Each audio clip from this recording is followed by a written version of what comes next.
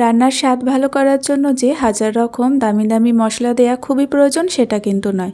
কখনো কখনো একদম সাধারণ মশলা দিয়েই তৈরি হয়ে যায় দারুণ টেস্টি এক একটা রেসিপি। আজকে সেরকম একটা রেসিপি তৈরি করব। আজকে তৈরি করব একদম সাধারণভাবে ডিমের ঝোল। নমস্কার বন্ধুরা, কেমন আছেন আপনারা সবাই? আশা করছি সবাই অনেক ভালো আছেন।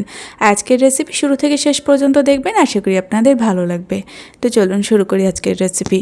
তো সেই জন্য প্রথমে এখানে কড়াইটাকে ভালোভাবে গরম করে নিয়েছি, তারপরে পরিমাণ মতো সরিষার তেল দিয়ে দিয়েছি, আর তারপরে একটুখানি হলুদের গুঁড়ো ছিটিয়ে দিলাম তেলের মধ্যে। এখন এখানে সেদ্ধ করে রাখা ডিম ভেজে নিচ্ছি। তো এখানে আমি 3টে ডিম নিয়েছি, আপনারা চাইলে 3টের জায়গায় নিজেদের পছন্দ মতো ডিম বাড়িয়ে নিতে পারেন। তো এখানে আমি ডিমগুলোকে ভেজে তুলে নিলাম। এইবার এখানে সেই একই তেলের মধ্যে দিয়ে দিলাম 1/2 চামচ পাঁচফোড়ন, একটা তেজপাতা আর একটা পেঁয়াজ কুচি। এই সমস্ত কিছু একসাথে একটুখানি ভেজে নিতে হবে, যাতে এই পেঁয়াজটা একটু নরম হয়ে যায়। পেঁয়াজটা যখন ভাজা হয়ে একটু নরম হয়ে আসবে, তখন এর মধ্যে আলু আর একটু টমেটো অ্যাড করে দিতে হবে। এখানে আছে 3টে আলু আর আছে এখানে একটা টমেটো। তো এগুলোকে ভালোভাবে এখন ভেজে নিতে হবে লবণ ছাড়া। তো লবণ ছাড়া কিছুক্ষণ ভেজে নিয়েছি আলু টমেটো।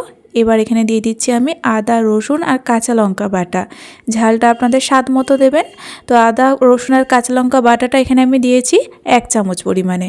স্বাদ মতো লবণ, 1/2 চামচ হলুদের গুঁড়ো দিয়ে দিলাম, আর একটু কালারের জন্য দিয়ে দিলাম 1/4 চামচ পরিমাণে কাশ্মীরি লঙ্কার গুঁড়ো। তার সাথে স্বাদ মতো একটুখানি চিনি। সমস্ত কিছু ভালোভাবে একটুখানি ভেজে নিয়ে মশলাটাকে কষাতে হবে, আর কষাতে কষাতে একটুখানি জল অ্যাড করে নিতে হবে। আর এই সময় জলটা একটুখানি কম দিতে হবে। তারপরে নাড়াচাড়া করে আরেকটু কষিয়ে লো ফ্লেমে 5 মিনিট একটু ঢেকে রাখতে হবে। আর দেখবেন এই 5 মিনিটে আলুটা প্রায় 70% মতো কুক হয়ে যাবে।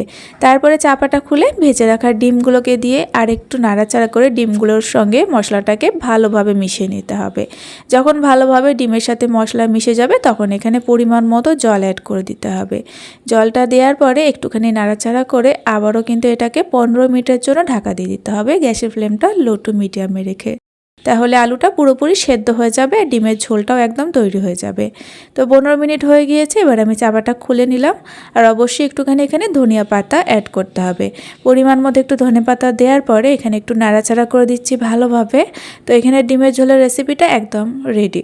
তো এই ঝোলটাকে একটুখানি আর কি গাঢ় করার জন্য 2-1টা আলু এভাবে ভেঙে দিলেই হবে একটা গ্লাসের সাহায্যে, তাহলে ঝোলটা খেতে আরও বেশি ভালো লাগবে। তো এখানে কিন্তু ডিমের ঝোল একদম তৈরি হয়ে গিয়েছে। গ্যাসের ফ্লেমটাকে অফ করে কিছুক্ষণ এভাবে রেখে দেব। তারপরে ডিমের ঝোলটাকে সার্ভ করে নেব।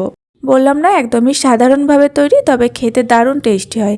আপনারা তো অনেক রকমভাবেই ডিমের ঝোল তৈরি করেছেন, এইভাবে একবার বাড়িতে তৈরি করে খেয়ে দেখবেন। এই ডিমের ঝোল থাকলে আর ভাতের পাশে কিছু দরকার লাগে না, খেতে এতটা টেস্টি হয়। তো বন্ধুরা, আজকের এই ডিমের ঝোলের রেসিপি আপনাদের যদি ভালো লেগে থাকে, তাহলে অবশ্যই একটা লাইক দেবেন। তার সঙ্গে চ্যানেলটিকে সাবস্ক্রাইব করে পাশে থাকা বেল আইকনটি অবশ্যই প্রেস করে রাখবেন।